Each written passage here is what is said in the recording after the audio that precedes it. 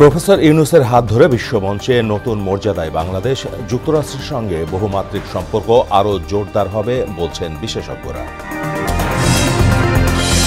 রাষ্ট্র সংস্কারে জাতির প্রত্যাশা বিবেচনার আহ্বান জামায়াত আমিরের। স্বৈরাচারের দোসরদের প্রশাসনে রেখে সংস্কার অসম্ভব বললেন রিজভী। তামাকজনিত রোগে দেশে বছরে প্রাণ হারাচ্ছে 1,61,000 মানুষ। দ্রুত আইন সংশোধনের তাগিদ বিশেষজ্ঞদের। এবং মাত্র 1/3 জলাশয় নিয়ে ধুঁকছে ঢাকা, সংকট সমাধানে জাতিসংঘের 19 প্রস্তাব। দখলদার উচ্ছেদে পরিকল্পনা জানালেন উপদেষ্টা।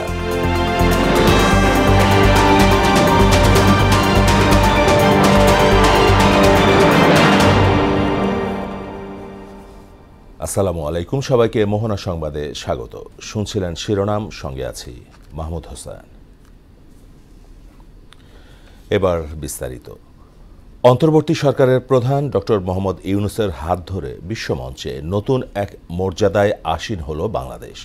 প্রধান উপদেষ্টার প্রেস সচিব শফিকুল আলমের মতে, জাতিসংঘ সাধারণ পরিষদের অধিবেশনে যোগ দেয়া বাংলাদেশের যে কোনো সরকার প্রধানের চেয়ে এটি সবচেয়ে সফলতম সফর।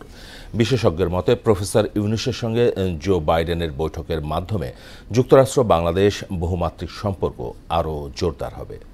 রেজা খান জানাচ্ছেন বিস্তারিত। 1974 সালের সেপ্টেম্বর মাসে জাতিসংঘের 29তম অধিবেশনে শুরু হয় বাংলাদেশের পথচলা। সময়ের হিসাবে সদস্যপদ প্রাপ্তির 50 বছর পূর্ণ হল বাংলাদেশের। এবারের অধিবেশনে বাংলাদেশের পক্ষ থেকে যোগ দেন অন্তর্বর্তী সরকারের প্রধান উপদেষ্টা ডক্টর মোহাম্মদ ইউনূস। মাত্র 4 দিনের সফরকালে যুক্তরাষ্ট্রের প্রেসিডেন্ট জো বাইডেন, কানাডার প্রধানমন্ত্রী জাস্টিন ট্রুডো, ইতালির প্রধানমন্ত্রী জর্জিয়া মেলোনি, পাকিস্তানের প্রধানমন্ত্রী শেহবাজ শরীফ সহ 12টি দেশের রাষ্ট্র ও সরকার প্রধানের সঙ্গে বৈঠক করেছেন ডক্টর মোহাম্মদ ইউনূস। এছাড়াও বিশ্বব্যাংক ও IMF প্রেসিডেন্ট সহ কয়েকটি আন্তর্জাতিক সংস্থার প্রধানের সঙ্গেও বৈঠক করেন তিনি। অংশ নিয়েছেন সাধারণ পরিষদের অধিবেশন সহ 40টি উচ্চ পর্যায়ের বৈঠকে। এর মধ্যে যেটি সবার দৃষ্টি কেড়েছে তা হল মার্কিন প্রেসিডেন্ট জো বাইডেনের সঙ্গে বৈঠক।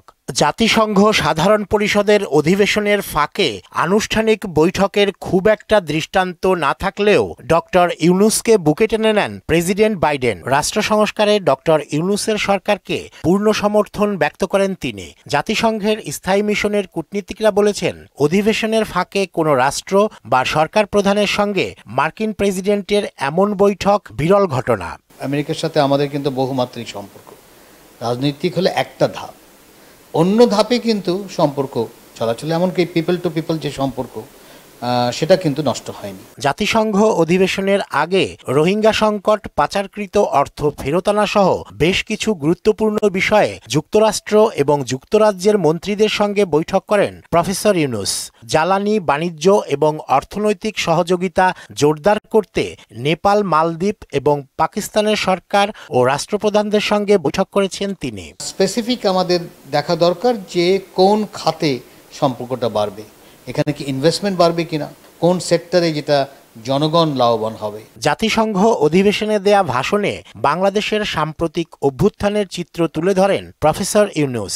প্রধান উপদেষ্টার প্রেস সচিব শফিকুল আলম বলছেন, জাতিসংঘ সাধারণ পরিষদের অধিবেশনে যোগ দেয়া বাংলাদেশের যে কোনো সরকার প্রধানের চেয়ে এটি সফলতম সফর। ইনভেস্টের পরিবেশ আমরা তৈরি করব, স্যারের মেসেজটা এটা। রেজা খান, মোহনা সংবাদ, ঢাকা। এদিকে জাতিসংঘ সাধারণ পরিষদের ৭৯তম অধিবেশনে যোগদান শেষে ঢাকার উদ্দেশ্যে নিউ ইয়র্ক ত্যাগ করেছেন অন্তর্বর্তী সরকারের প্রধান উপদেষ্টা প্রফেসর মোহাম্মদ ইউনূস। স্থানীয় সময় শুক্রবার রাতে জন এফ কেনেডি আন্তর্জাতিক বিমানবন্দর ছেড়ে আসা উড়োজাহাজটি বাংলাদেশ সময় আজ রাত 2:15টার দিকে ঢাকা শাহজালাল আন্তর্জাতিক বিমানবন্দরে অবতরণ করবে। জাতিসংঘের অধিবেশনে যোগ দিতে গত 23 সেপ্টেম্বর নিউ ইয়র্ক যান প্রফেসর ইউনূস। সেনা কর্মকর্তা তানজিম সারোয়ার হত্যা মামলার আরও 2 আসামিকে গ্রেপ্তার করেছে যৌথ বাহিনী।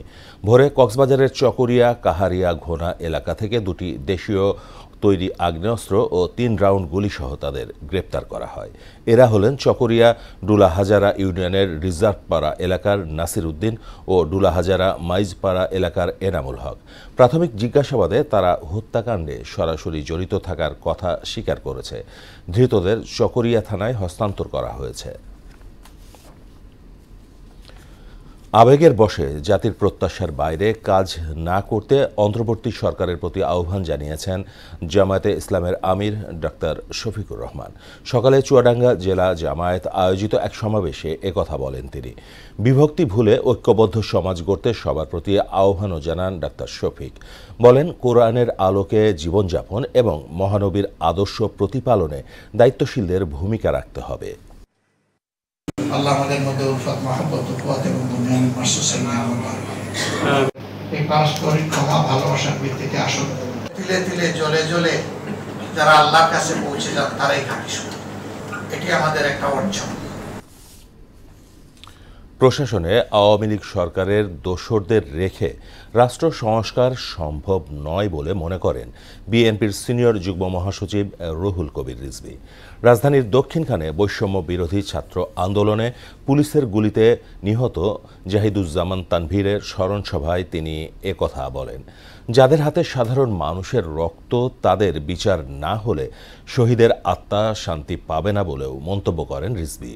প্রয়োজনীয় সংস্কার শেষে অবাধ, সুষ্ঠু ও নিরপেক্ষ নির্বাচনের উদ্যোগ নিতে অন্তর্বর্তী সরকারের প্রতি আহ্বানও জানান রুহুল কবির রিজভী।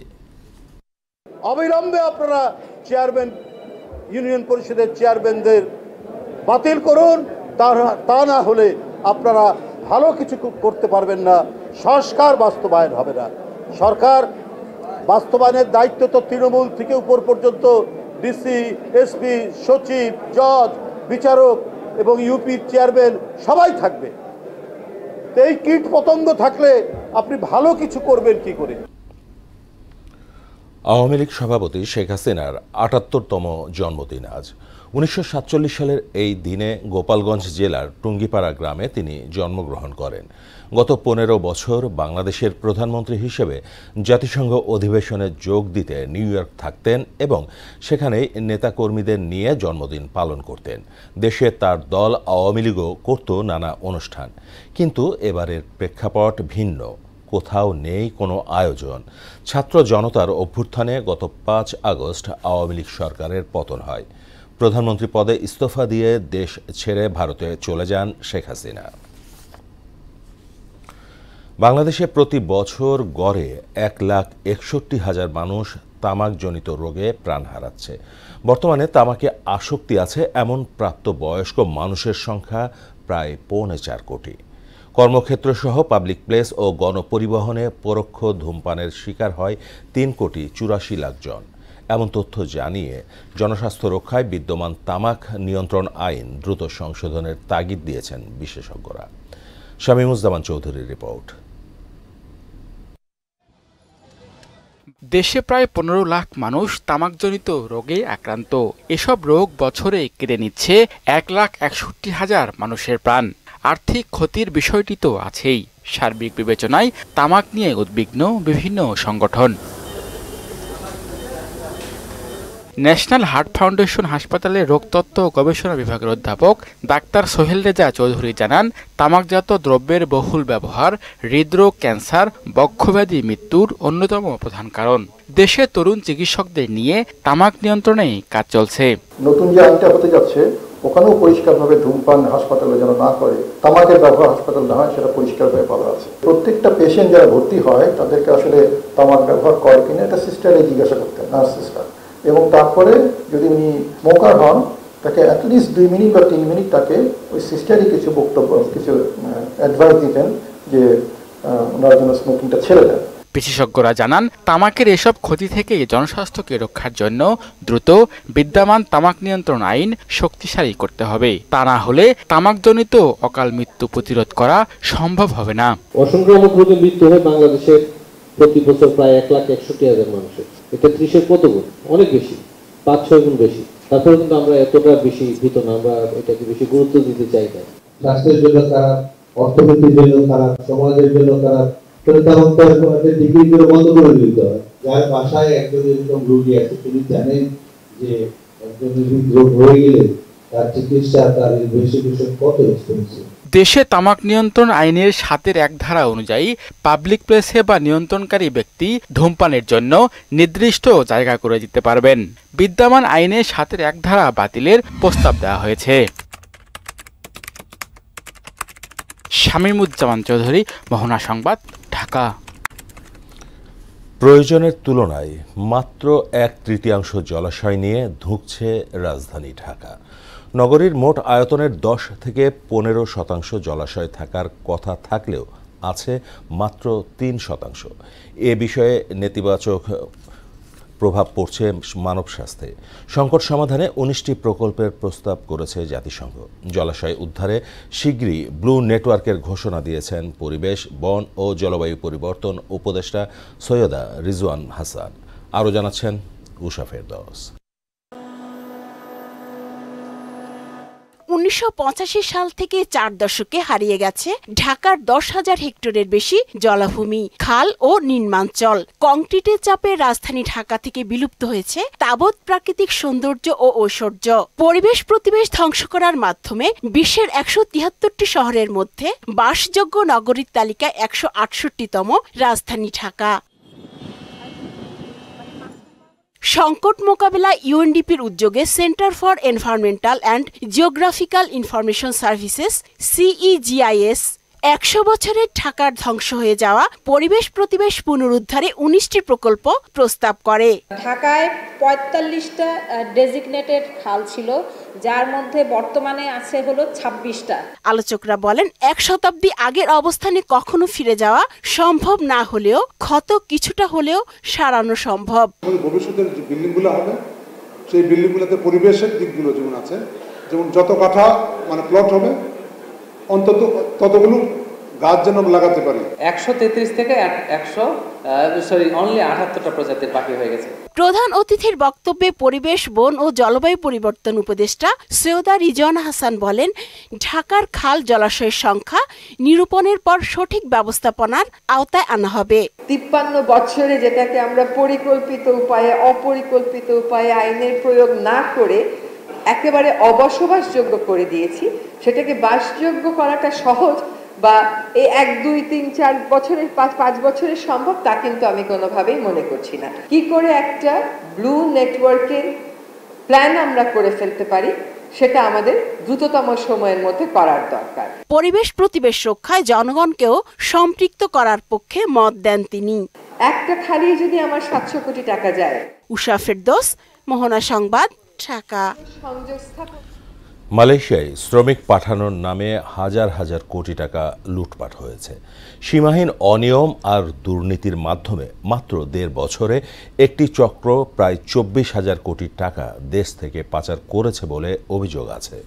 অভিবাসন সংশ্লিষ্টরা বলছেন, দোষীদের শাস্তি প্রদানের পাশাপাশি কঠোর নজরদারির কোনো বিকল্প নেই। আরও জানাচ্ছেন তানজিদ ভুইয়া।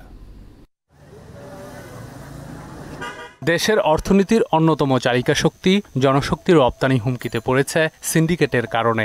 গত 1.5 বছরে সাবেক প্রবাসী কল্যাণমন্ত্রী ইমরান আহমেদের নেতৃত্বে অপ্রতিরোধ হয়ে উঠে চক্রটি। মাথাপিছু 78,000 টাকা খরচে শ্রমিক নেয়ার কথা থাকলেও এ সিন্ডিকেট আদায় করত 5 থেকে 6 লাখ টাকা। নূর আলী স্বপন সহ 100 জনকে আইনের আওতায় আনা হোক এবং তাদের সহযোগী তৎকালীন সরকারের যে সমস্ত লোকজন তাদেরকে সহযোগিতা করেছে এই অর্থের বিনিময়ে, বিশেষ করে দরবেশ সালমান এফ রহমান সহ শেখ পরিবারের লোকজন, আমরা জানি, আমরা শুনেছি এর ভিতরে শেখ হাসিনা পোলা জয়, শেখ হাসিনার মায়া পুতুল, শেখ হাসিনার বোন রেহানা, এরাও এই জড়িত। চক্রটির দাপটে কোণঠাসা মালয়েশিয়া ও মধ্যপ্রাচ্যে শ্রমিক রিক্রুট করা বেশিরভাগ এজেন্সি। বিশেষ করে মালয়েশিয়ার শ্রমবাজার পুরোটাই ছিল সাবেক প্রবাসী কল্যাণমন্ত্রীর সিন্ডিকেটের কবজায়। বিভিন্ন মাধ্যমে শুনেছি যে তারা প্রত্যেকে কেউ 8 কোটি 10 কোটি টাকা করে বিনিয়োগ করে প্রথমেই এই সিন্ডিকেটের সদস্য হয়েছেন। এই চক্রের বিভিন্ন মাধ্যমে, পত্রপত্রিকার মাধ্যমে আমরা জানতে পেরেছি। বাট ব্যবসাটা সকলের জন্য হওয়া উচিত। কোনো একটা গোষ্ঠীর জন্য, কোনো একটা দলের জন্য, কোনো একটা গ্রুপের জন্য ব্যবসা করবে আর কেউ করতে পারবে না, কম্পিটিশন অ্যাক্ট অনুযায়ীও এটা কোথাও নাই। মাননীয় সরকার প্রধানের কাছে, সরকারের কাছে আমি আমার সকল নিরাপত্তার আবেদন করতেছি।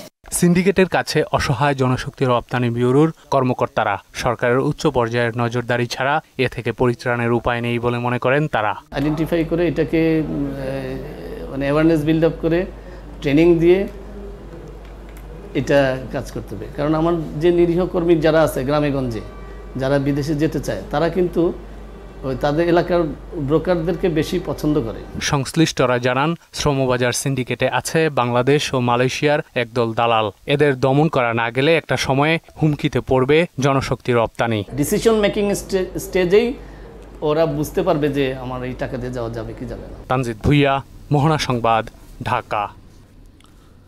কুমিল্লা আঞ্চলিক পাসপোর্ট অফিসে দিন দিন বেড়েই চলেছে সেবা গ্রহীতাদের ভোগান্তি। এতে চরম ক্ষুব্ধ জেলার 17টি উপজেলা থেকে সেবা নিতে আসা সাধারণ মানুষ।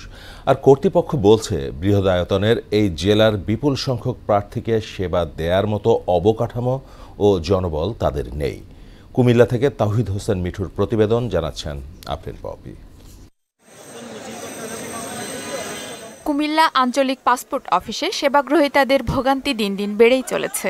এতে পাসপোর্ট সংক্রান্ত জরুরি সেবা না পেয়ে চরম ক্ষুব্ধ সেবা নিতে আসা মানুষেরা। প্রয়োজনীয় সেবার জন্য ঘন্টার পর ঘন্টা দীর্ঘ লাইনে দাঁড়িয়ে থাকতে হয় বলেও জানান তারা। শুধুমাত্র একজন লোকে সিল দিতেছে, একজন ওই জনে আবার সিগনেচার করতেছে, আবার ঘুরে নিয়ে মানুষ হবে এখানে কমপক্ষে 5 থেকে 7,000, একজন মানুষ শুধু এখানে কাজ করতেছে। 20 তারিখে আসেন এই কথা বলে সিল মারে আমারে বাইরে করে দিছে। এখন আমি আবার যাই চেক দিছি কম্পিউটারে, দেখতেছি যে অনলাইনে আছে। সকাল 4টা আইসা এরপর সিরিয়ালে দাঁড়ালাম, দাঁড়িয়ে কাউ দাঁড়িয়েছে মানে এই যে কি অবস্থা গেছে এখানে, মরণ ছাড়া কিছু নেই অবস্থা গেছে, বুঝছেন।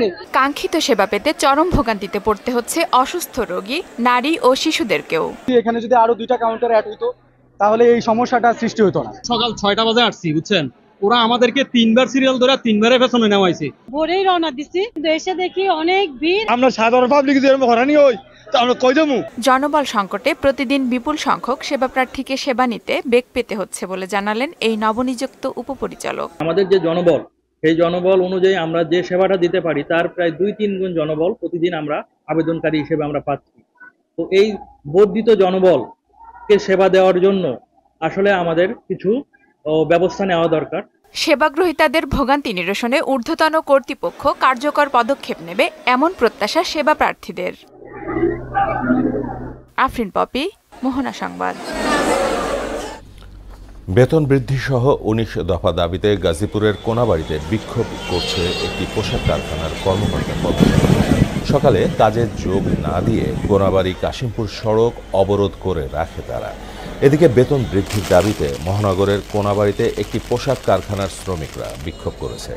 স্বেচ্ছাচারিতার অভিযোগ তুলে কারখানার কর্মকর্তা লাভলির পদত্যাগ সহ বিভিন্ন দাবি জানিয়ে বিক্ষোভ করে মহাসড়ক অবরোধ করে রাখে শ্রমিকরা। মুসলিম সোশ্যাল অ্যাক্টিভিস্ট নেটওয়ার্কের আয়োজনে বাংলাদেশে ইসলামী বিদ্বেষ কারণ ও স্বরূপ সন্ধান নিয়ে দিনব্যাপী সেমিনার হয়েছে। রাজধানীর কাকরাইলে আইডিইবি ভবনে আয়োজিত অনুষ্ঠানে বক্তারা বলেন, বাংলাদেশের সমাজে ইসলাম বিদ্বেষের বিভিন্ন দিক নিয়ে আলোচনা করেন। মুসলিম সংখ্যাগরিষ্ঠ দেশ হওয়া সত্ত্বেও বাংলাদেশের সমাজ ও রাষ্ট্রে ইসলাম বিদ্বেষ বিদ্যমান মন্তব্য করে তারা বলেন, ইসলামী বেশভূষার মানুষ ও বিভিন্ন সময় হয়রানি ও বৈষম্যের শিকার হয়েছে। শেষ করব মোহনা সংবাদ, যাবার আগে শিরোনামগুলো আরও।